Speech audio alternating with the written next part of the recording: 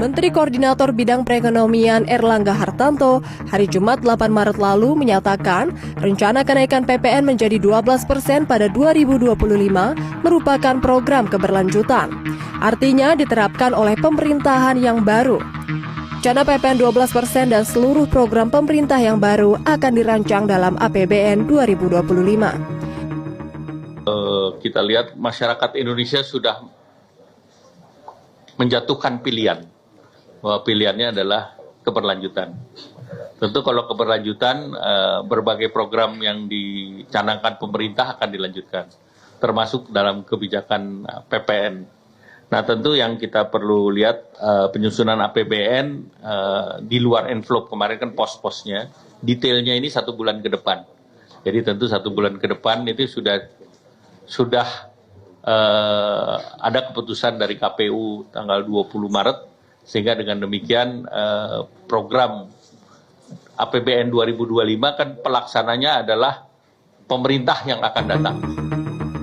Pajak pertambahan nilai PPN dikenakan atas transaksi jual beli barang dan jasa kepada wajib pajak orang pribadi atau badan. Jika PPN 12% berlaku 2025, kenaikan harga akan dialami semua barang yang terkena PPN. Antara lain barang elektronik, pakaian, tas dan sepatu, sabun dan perlengkapan mandi, pulsa telepon dan tagihan internet, rumah atau hunian, motor dan mobil.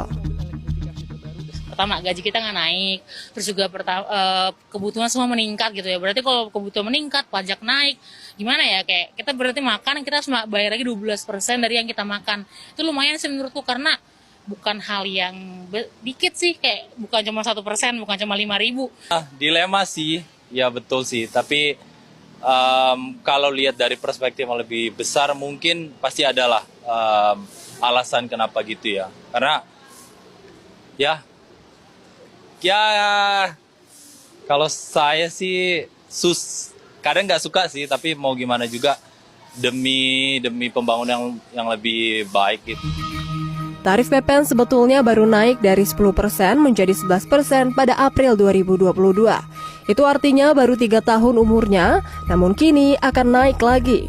Direktur Eksekutif Selyos Bima Yudhistira memprediksi kenaikan PPN ini akan semakin memukul daya beli masyarakat, terutama kalangan menengah ke bawah. Kebijakan ini dapat menggiring mereka masuk menjadi orang miskin baru. Dan ini adalah kebijakan yang sangat tidak kreatif. Ini kebijakan yang sangat memberatkan bagi masyarakat, terutama masyarakat berpendapatan menengah. Karena apa? Karena kenaikan tarif PPN-nya bahkan bisa lebih tinggi daripada kenaikan dari sisi pendapatan upah. Jadi bisa dibayangkan, mencari kerja sekarang sedang dalam kondisi yang sulit, persaingan makin ketat, kenaikan upah minimum juga tidak seberapa, tapi dari sisi kebijakan pemerintah justru kebijakannya bukan countercyclical, tapi kebijakannya justru menahan daya beli. Pemerintah diharapkan mengeluarkan kebijakan yang inovatif dalam menaikkan rasio pajak. Misalnya mengejar wajib pajak baru akan lebih efektif ketimbang mengenakan tarif tinggi kepada wajib pajak yang sudah taat pajak.